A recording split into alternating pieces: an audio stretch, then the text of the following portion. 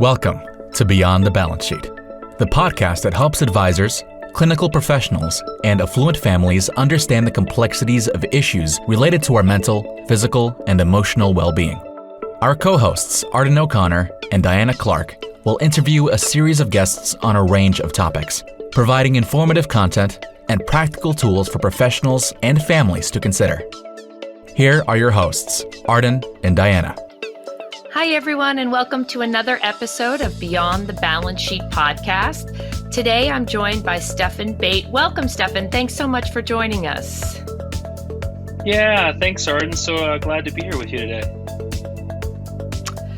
I am excited to have you on because I particularly like the title, which is Recovery is a Family Affair. For our listeners and our viewers, just a little bit of background on Stefan. Stefan is the Chief Clinical Officer at Jaywalker Lodge. Gosh, Stefan, you've had an interesting career. You have your degree in applied psychology from Regis University and are a licensed addictions counselor, chief clinical officer at Jaywalker Lodge, but you also have a background in banking. And it was really in your own treatment experience, it sounds like, that you became interested in pursuing a career in this area. So I'm hoping to get into all sorts of different questions, and we're going to start from a fairly dark place and hopefully get into a more uplifting one by the end of the show. But my first question is really about your own personal journey. And was there ever a time in your personal journey that you just thought the idea of recovery was not going to happen or was impossible? Oh, you bet. Yeah. And actually, I'm a therapist by training, so I like dark places. We can go there, Arden.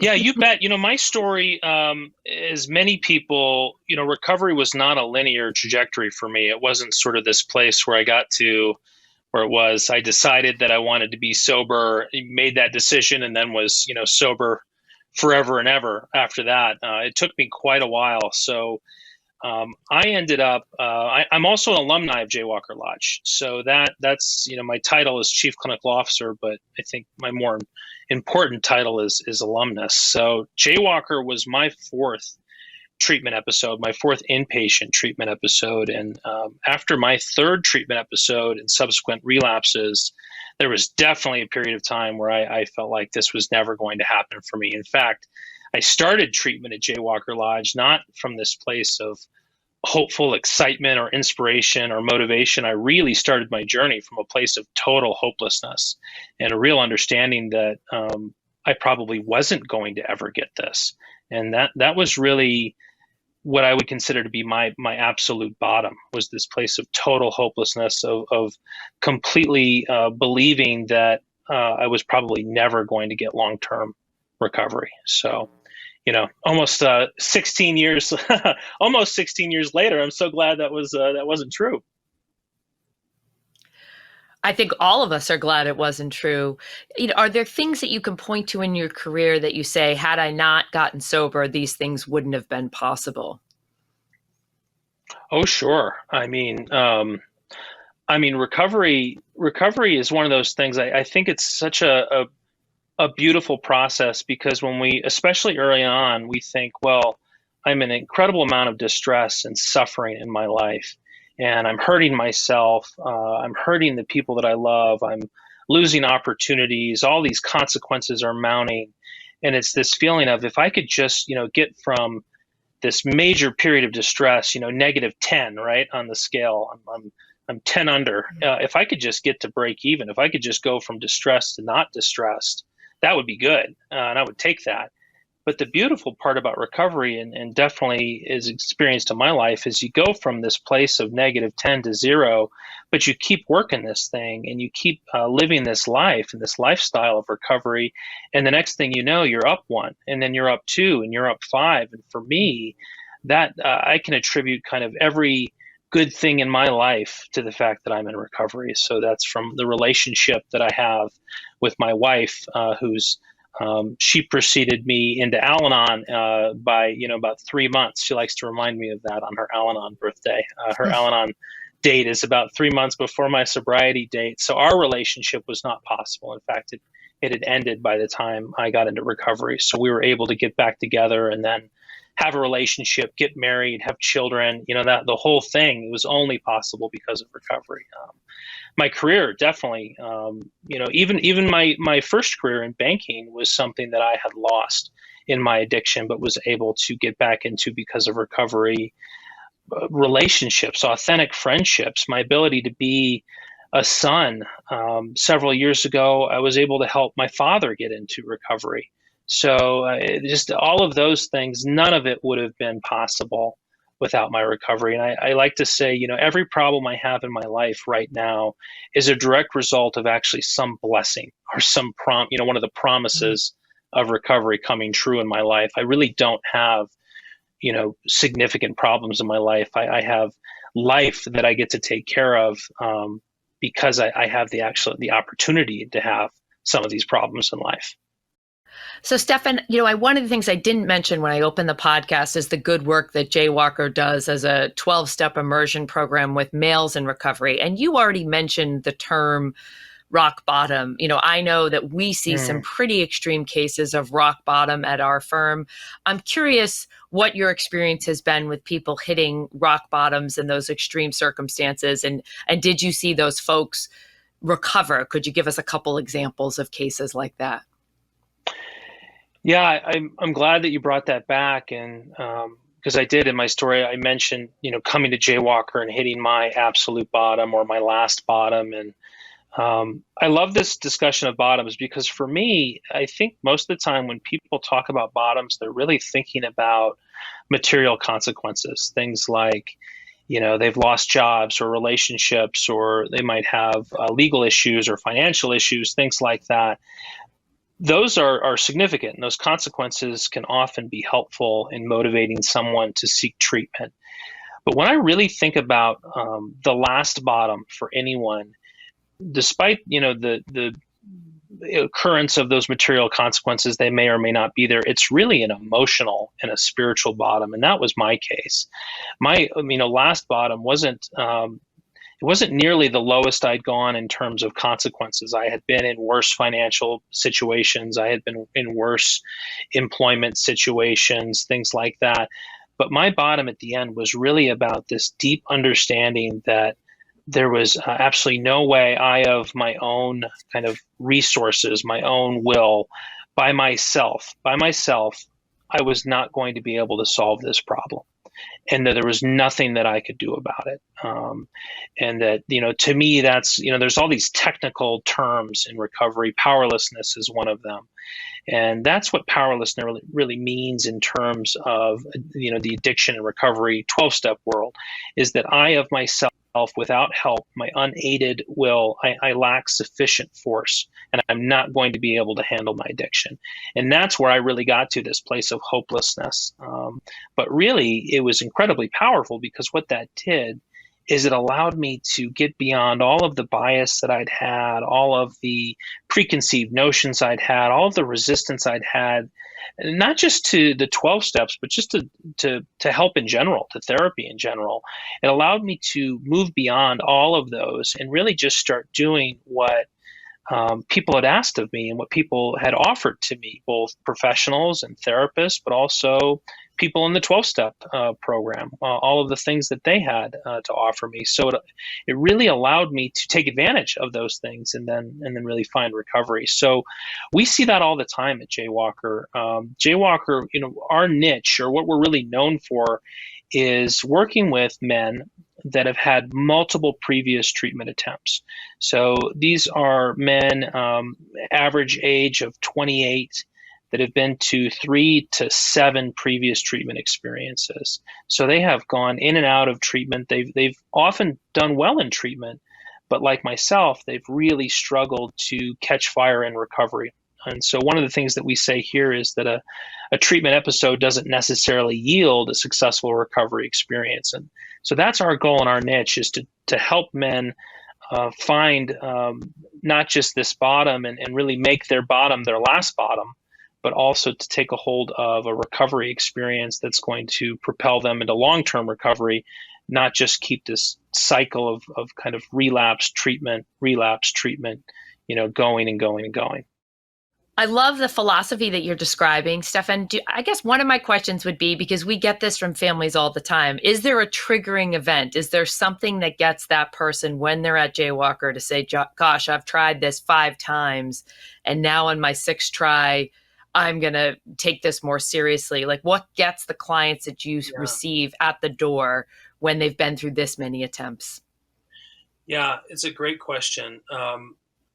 Our philosophy is a little different. So at Jaywalker, our model is called the open community model of care. And so one of the things that we do here is we don't leverage containment as a strategy to help people propel themselves into recovery. And what I mean by that is, often a treatment experience is an experience of somebody getting sort of removed from their life, wherever they are, they're plucked out of their life, they're put into a safe, secure timeout, and they're really put inside of 4 walls or on a campus of a treatment center, and they're going through this process of learning about addiction and learning about coping strategies and decreasing triggers and things like that. But it's done inside of those walls or on that campus, and the folks that are there, the clients, the patients, they're staying there, right? And their experience is with the milieu that's there, with the counseling staff that's there, but they're not really moving out into the world at all. They don't have a lot of access of community. Well,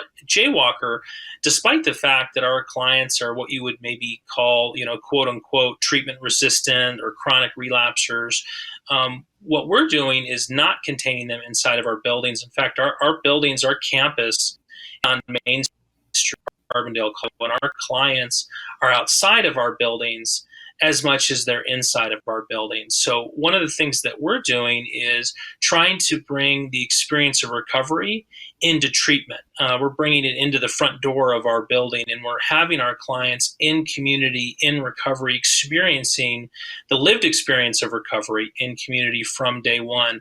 What that does for our guys is it gives them a really positive experience of what life could look and feel like. So while relapse prevention is something that's very important that we focus on, we really balance that with what we call recovery promotion. So we have some sayings around Jaywalker, lots of one-liners, but one of them is that recovery is not a consequence of your addiction, but it's a forward-looking promise of your future recovery. So things like fun, inclusion, community connection, passion, authentic relationships, all of those things are front and center on our treatment plans, just like things like identifying triggers and hurdles for relapse and learning all those coping skills. Those are there too. But we have to show our clients and not just talk about it, but actually give them a real experience of what joy in recovery will look and feel like. I think that is a big difference for folks that have really struggled to connect to recovery. Our clients, most of them, because of the amount of treatment they've had, they are experts in treatment. They are the clients. They're probably your favorite clients and your most frustrating clients at the same time. They could recite the big book of Alcoholics Anonymous. They could lead your, DBT skills group. They're the junior counselor in the group. And they cannot stay sober once they're outside of structured treatment. So those are our guys, and that was me, right? I got an A in every treatment I'd ever gone through. I'm a people pleaser by heart. I like to make sure that do the teachers proud. I would get an A in that class, but I had no idea the skill sets of staying sober in community are different than the skill sets of maintaining abstinence and navigating your way through a contained treatment episode. And it's hard, I think, for a lot of times for families and parents to understand that there's some differences there. So that's the big thing. Our clients, our men are things like our outdoor activities, right? We are here in the Rocky Mountains on the western slope of Colorado, about 30 miles from Aspen, and we are outdoors.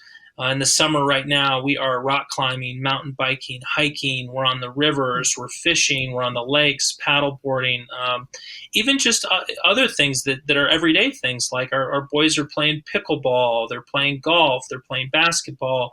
We have them outside doing transformative outdoor, getting transformative outdoor experiences 6 days a week.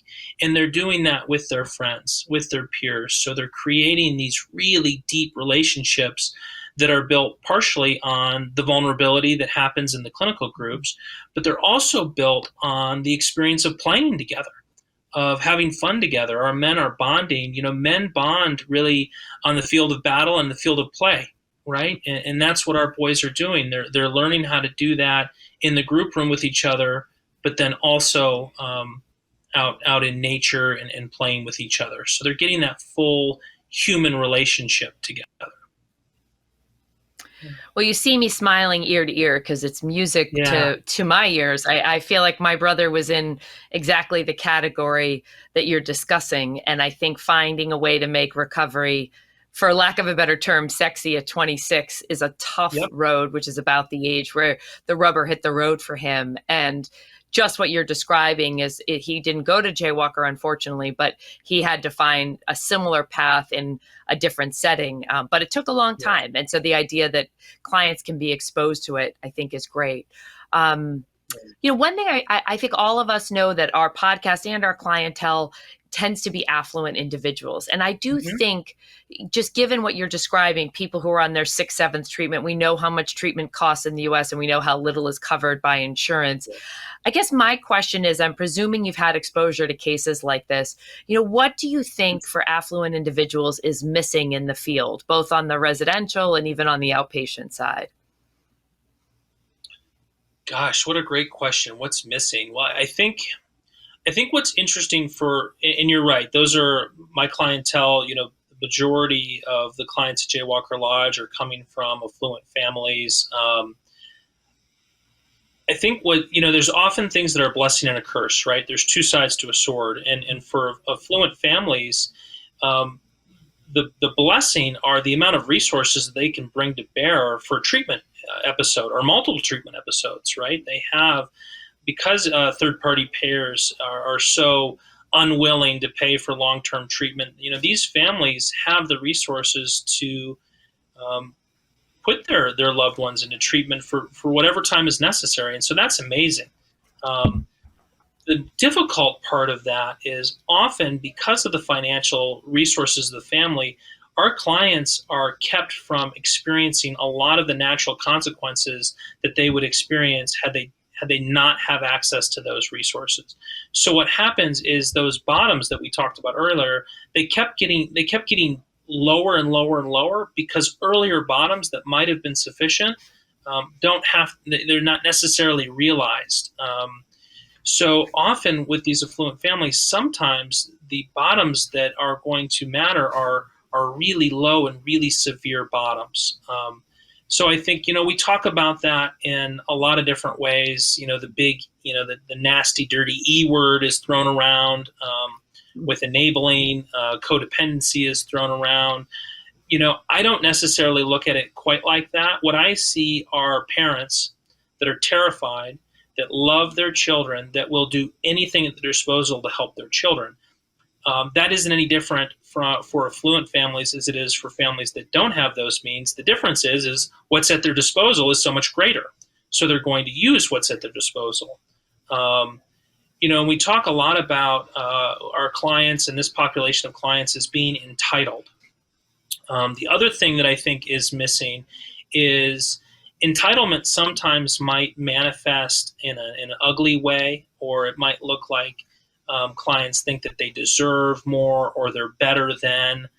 I don't see it that way. With the men that I've worked with, what I see is you sort of scratch the surface of that entitlement, and what you find is really learned helplessness and a deep set of shame beliefs around their abilities and capabilities in the world. So you get underneath of that entitlement, and what you find is our men don't think that they're going to be capable of taking care of themselves, of being responsible for themselves, of navigating the challenges of everyday living. And often part of the reason is because they've come from a family system where a lot of those things have been taken care of for them. And as they've gotten sicker and sicker and deeper into their addiction, their parents who love them and care for them are trying very hard to help them have kind of moved in more, right? And done more and done more and done more. So by the time they get to me, there's this real fear. Not only am I going to get sober and stay sober, but what happens when I get sober?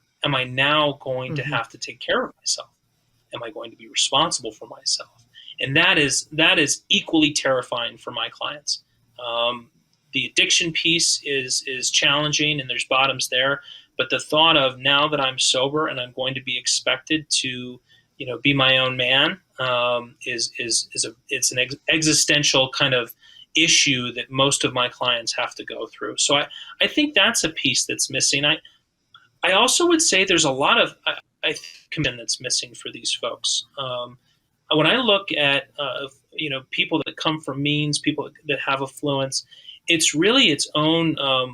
You need to have some cultural competency with those folks, and a lot of providers don't necessarily have that, and so they don't have a level of empathy and compassion that's really needed, or cultural awareness of these group of folks that's really needed, not just to treat the identified patient, but also to treat the family system.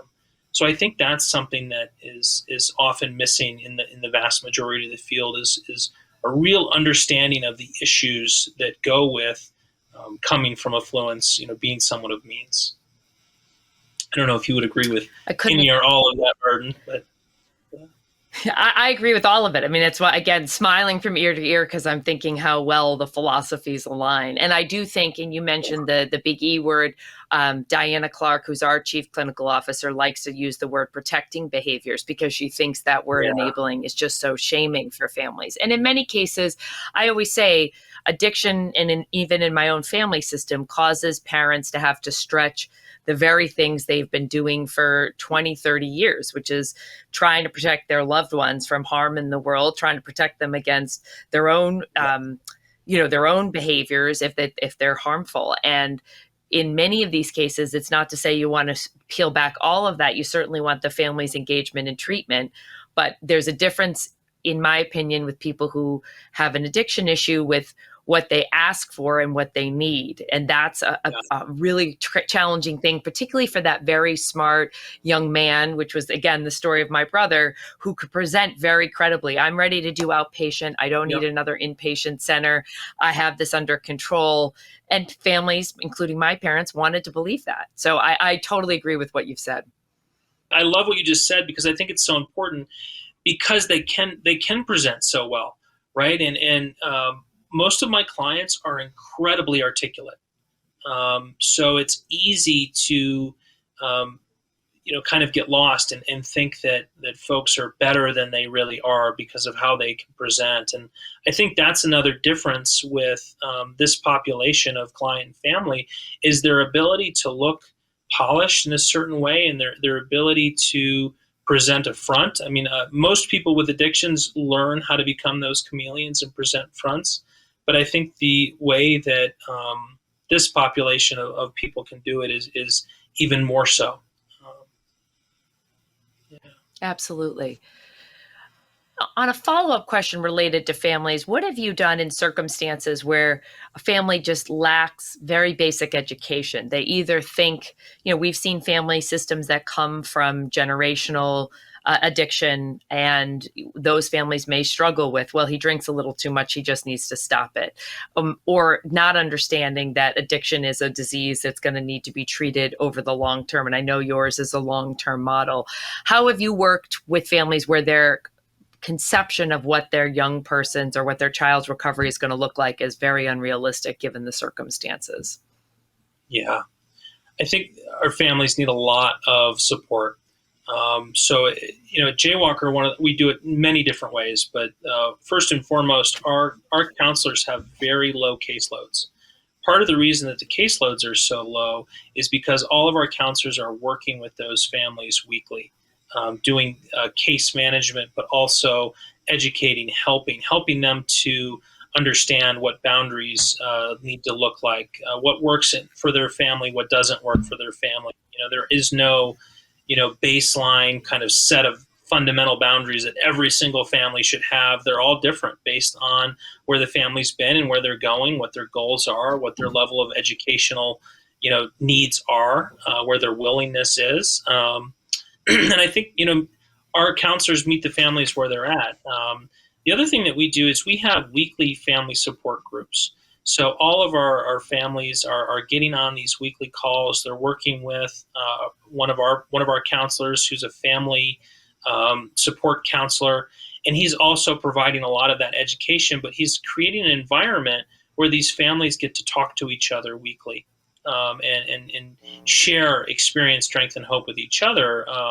Some of our families have had their loved one at Jaywalker for 6 months, and some of those families, their loved one got here last week. So those family process groups are really important.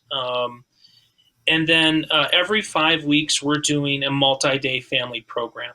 Families, when they come here, they often say, well, when is that going to happen? When are we going to start, having productive sessions? Is that week 2? Is that week 3? Well, again, all clients and all families are different, and where they've been is different. So sometimes that starts early and sometimes it starts later. But part of the beauty of having a really long-term continuum of care is you don't have to rush and force those types of things. So sometimes families are ready at that 3-week mark.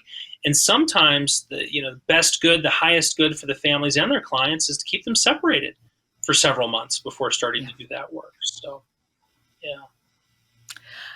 I love the depth of resources you have as well as the customized approach, because I think both are important. And particularly for the reasons you said, each family has a different level of trauma they've experienced based on this person's addiction. And they're going to be at different levels of readiness. And sometimes just interacting with other families to get a normalized experience, that's going to be the most powerful thing. In other cases, doing some individual or group work with the individual, or what we call the identified patient, is the next step to make sure the family's on the same page. You've been a really thoughtful guest today. I want to end the podcast with an opportunity for you to think about, if someone is in active addiction and is considering getting into recovery but is really on the fence, what would you tell them? Yeah. Oh, what I would say is I know that it's scary, and one of the hardest things about initiating recovery, and if you're listening, you're in this spot, I got to this place in my addiction where both of these things were true at the same time. I desperately wanted to stop using, and I didn't think that there was any way that I was ever going to be able to stop using. And all of these reservations I had, all of these reasons for why I could never stop and it wouldn't work, and that I needed alcohol and drugs, all of them turned out to not be true. And so what I would say is, if you're at that place and you're at this point where you can't simply think about taking a step forward while at the same time it's become impossible to stay where you are, reach out, ask for help. Find that trust, find that faith inside, and take a step. And what you'll learn is that one step turns into 2, which turns into 10, which turns into a life that's absolutely beyond your wildest dreams. And I know when you're in active addiction, it's really hard to hear that. And it sounds fake, and it sounds like a whole lot of BS. And coming from someone who, especially in active addiction, was a skeptic, I can promise you that's where you'll find yourself, and you can come join all of us on this side. So, yeah. Thank you, Stefan. I really appreciate it. It's great. I think it's a great way to end. I think it's always good to end on an uplifting note. Thank you so much for your participation today. Thank you to all of our listeners and our viewers on Beyond the Balance Sheet podcast. If you're so inclined, please give us a positive review. And thanks so much. We look forward to you joining on the next episode. Thank you for listening to Beyond the Balance Sheet, a podcast designed to help advisors, clinical professionals, and affluent families solve some of their biggest medical, psychiatric, and emotional challenges. Visit beyondthebalancesheet.com to read more about our guests and resources, and sign up for our newsletter.